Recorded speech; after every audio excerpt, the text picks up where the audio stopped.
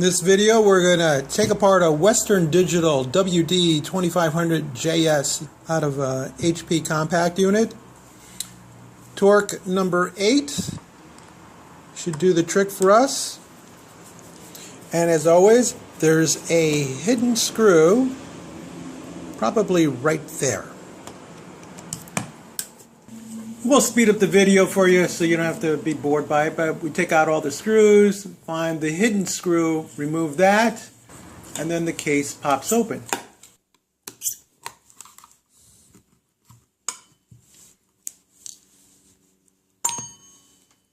So our object is to get the magnet out and disassemble the whole unit. In this particular drive, the magnet's underneath this metal plate. There are a total of 2 of them in the system, and there are 3 screws that we need to remove in order to take out the magnet and then have access to the second magnet that's underneath.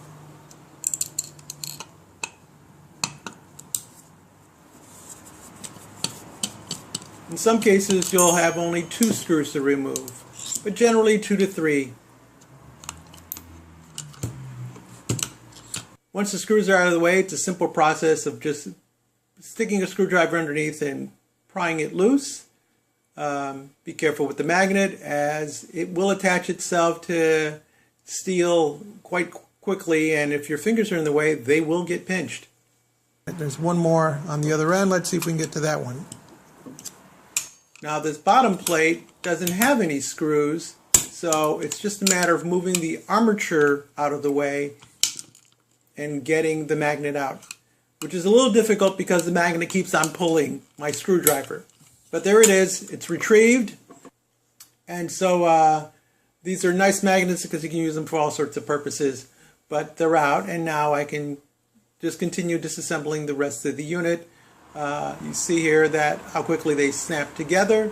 So again, make sure your fingers aren't between 2 of them. And now I'm going to pop all these screws with the torques. I think it may be a different torque number. I think it's a number 7 that will get these out for you.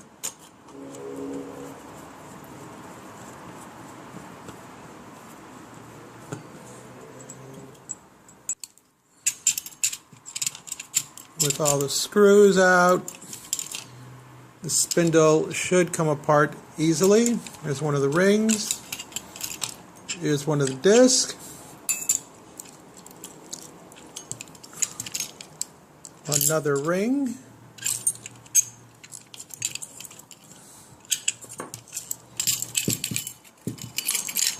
The armatures come off. And 2 more discs. And now we need to take out these 3 screws, and that should take off the bottom of the spindle. It's the bigger torque, so we're back to number 8. So spindle's out with its bearing,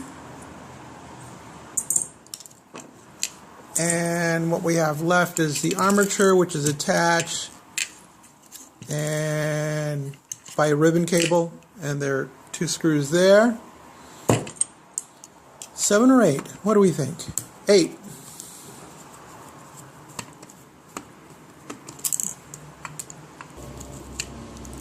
So that gets rid of the armature, and what's left? This plastic comes off. It just comes right off that little spindle there. We have 1 more screw. Takes off a little piece of plastic that's here, and so we have the remaining aluminum block. There's a circuit board here on the back side. It is a number 8.